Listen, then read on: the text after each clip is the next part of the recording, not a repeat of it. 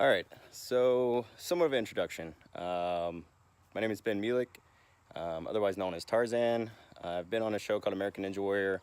I did 4 seasons plus a couple seasons or a few seasons of Team Ninja Warrior.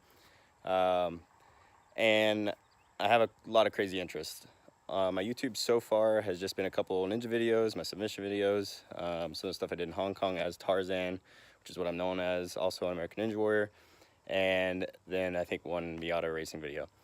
I've decided to start vlogging, started this whole YouTube thing. I've been wanting to do it for a long time, but just haven't found the time and made the effort.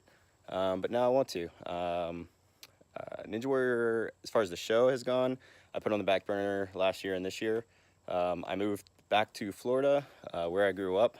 I'm actually on my family's ranch right now. As you can see, there's some cows in the background there. They're all over the place, which has been amazing. It's probably the best thing I ever did. I love California, but I love Florida more, and everything fell in place and it was the right thing to do. Anyway, so the YouTube channel and the vlogging, I want to kind of just go all with my interest and do a couple different things. I'm obviously going to post some more Ninja Warrior stuff, but also a lot of car stuff, and then maybe some wakeboarding, whatever. I do a lot of things, just mostly my interest, my life. But anyway, the main thing I'm starting now is a new build as far as cars go. Of course, in Florida, drifting is huge. I built a drift car before, and I wanted to do it again. I wanted to do something different, and that was a 4-door drift car. I wanted something 2JZ powered, just because awesome sound, straight 6 turbo, can't beat it, and just different. But anyway, I guess I'll move on to that. All right, so like I said, kind of always wanted to do a 4-door drift car, and I want to do something different this time. Of course, one of the cars I've always wanted is a Toyota Chaser. If you don't know what it is, it's just a 4-door. Comes with a 1JZ, which is a 2.5 liter straight 6 turbo. They're kind of expensive to import. They're kind of like the hot item right now as far as importing from Japan. I didn't really want to spend that much money on a car I'm going to beat the crap out of, and I want to actually use it. So another car I've always wanted to build was a GS300, which is right here. All right, so I'll kind of go over the car a little bit. It is a 2002 GS300. It's a sport design, and I guess like kind of this gray that was only for the sport designs. It's a pretty nice color, actually. The sun's actually making it look gold right now. It doesn't really have that in it. But the sport design came with black interior, which I really wanted, with the black wood trim and not the brown, kind of like silver accents. Of course, I'll be putting race buckets in here. I'm trying to keep full interior right now and not do a cage. I'm sure that'll change in the future. But this car came with like the upgraded stereo. I actually fixed the subwoofer, which isn't bad at all. It's just pretty all-around decent car. Has like 200,000 miles. Came with a non-turbo 2JZ, so it makes putting a 2JZ in it pretty easy. And let's talk about the plans. So again, it's going to be a drift car. As far as exterior of the car goes, I'm probably just going to keep the same color. I actually kind of like it. Maybe a wrap down the road, I don't know. But to start off, I'm just trying to build a simple car that drives well, has good power, stays together, is reliable. I know it's a drift car, that's hard to do, but I mean, it's a stout car. I'm going to go through all the suspension, redo some bushings on some of the arms, and then replace with a lot of adjustable arms, probably a lot of Serial 9 stuff. If you guys don't know what Serial 9 is, they are an awesome company that makes a lot of cool stuff for this car especially. I'll most likely be going with their wide body fenders, either that or in style, or maybe a mix of both. As far as body kit, I don't know if I'm going to keep the OEM stuff or maybe go with like a Vertex front bumper and keep the stock rest, or Vertex full kit, or maybe just a lip and keep the stock. I haven't really decided that. Haven't really decided on wheels either. These are some, like, I think they're like knockoff Mustang 17s. But those definitely won't be staying, of course. Good coilovers, diff, some of that stuff. Let's see, what else? Interior, bucket seats, dual rear e-brake setup so that I can run a hydraulic separate from the actual brakes. Just go through the car mechanically, fix all the little things, change a lot of the bushings, subframe bushings, all that good stuff. And of course, the big thing, what's going into the hood. Like I said, 2JZ is what I've wanted to build for a long time. It's an awesome motor, straight six, turbo, and you honestly can't beat them. They're easy to get power out of, dead reliable for the most part. But to start off with, I think I'm planning on just putting in the stock 2JZ GTE. Cool thing is, this car in Japan was called an Aristo. It came with the twin turbo motor from factory, and I happen to have picked one of those up, which is right here. So it is an Aristo 2nd gen VVTi, which is what this hump is. 2JZ GTE, 3-liter twin turbo from factory. Just a awesome motor. Cool thing is, what you see on top, this is from Tweak Performance.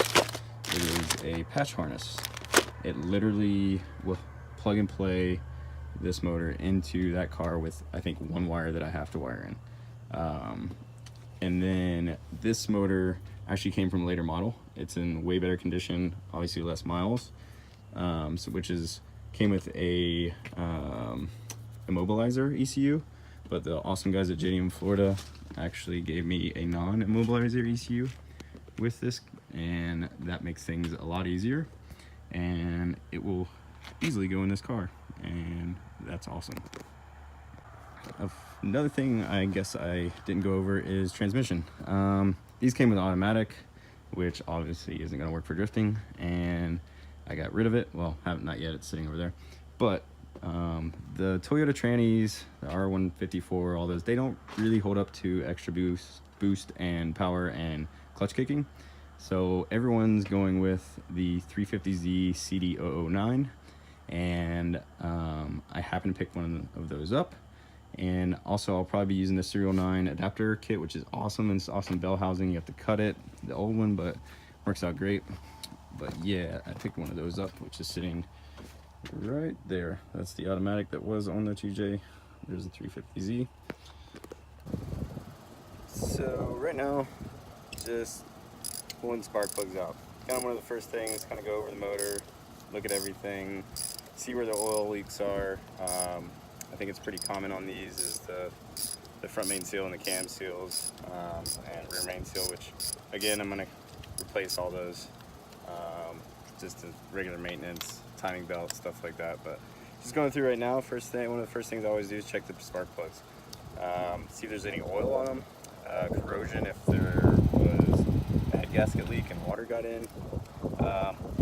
It is a Japanese motor, which means it's low miles, but it also means you never know. These look okay. I don't know if you can see, but they're not overly white and they're not overly dark. Pretty much all the cylinders are looking the same, which is a good sign. That means I don't have to worry too much about if the motor's really hurt. So far, so good. Just to show you kind of the spots to look at. Underneath the motor, this is an extremely clean motor, except you have some oil leakage around the oil pan. Probably pretty common. Like I said, these motors typically anywhere around 40, 50, 60,000 miles. It looks like if you get up underneath, the front main seal is leaking, which is probably also common. Cam seals maybe, which you can't really see, but are back behind the cam gears. That's a common place. Things like your tensioner, especially on the 2JZs, that's something to replace. Replace the auto tensioner, I believe, for the timing belt is right here, which has some oil on it too. I think it might have oil in it. I know it's spring loaded, but once I get into that, Google is your friend. So yeah, I'm gonna keep AC on the car, so the compressor's there, all that good stuff. But overall, like I said, this is a extremely clean motor. Pretty happy with it. Just went through. One of the things I did before I bought it, I like looked inside, see if there's any oil residue, a lot of blow by, things like that. Look on the exhaust side, see if there's just a lot of oil residue. That'll kind of tell you the turbos if they're good or not. If there's been a bunch of oil coming out of there, but these seem relatively low miles, relatively clean. Another thing, kind of look inside the oil, fill, just see, check the oil fill even when you buy the motor. Check the dipstick, make sure it's had good oil, or at least enough oil in it. It's not like a guarantee, because it could have already been drained of oil, which is possible, but just another thing to look at. But yeah, again, channel's kind of just going to be about my interest. I'm going to try and break it up as, like, first of all, the drift car build.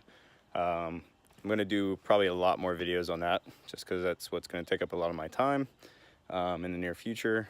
Throwing some other stuff here and there, but I'm going to try and go through like the engine build process, do things like go through what you need to do maintenance wise before you put it in the car, as far as getting the motor in the car, all that good stuff. Then I'll be doing the suspension and all that, and I'm going to try and do as much as I can, pretty in depth, depending on my time and how that all works. I don't know, but I'm going to do my best. Hopefully it's fun stuff and not all boring. And then of course, when the car is done, I'll be going to drift events as often as I can, which here is quite often, which is awesome. And maybe doing different things as far as that and traveling. But yeah, there's that. But also, I'll be going through some of the other things, like that thing behind me, which is the tow rig and my daily driver now for this guy. I can maybe do like kind of a build thing on that, as far as what it is now. As far as what I'm going to do, probably not much. The truck's lifted a little bit. It has 35-inch Toyos.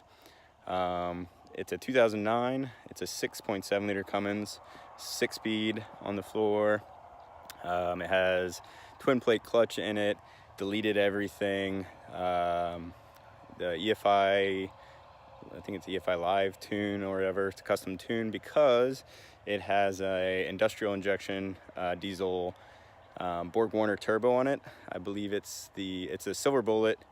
I want to say I don't remember what number it is as far as size, but gets rid of that variable vane turbo, which is junk. They stick. They have a lot of issues, but it has the second gen manifold on it to get that turbo, different downpipe, all that good stuff. It's straight piped all the way back, but awesome truck. Tows anything pretty much. It sounds awesome because it's again a straight 6 turbo, which is kind of cool because now I'm going to have 2 straight 6 turbo vehicles, which is kind of fitting. But yeah, so stay tuned.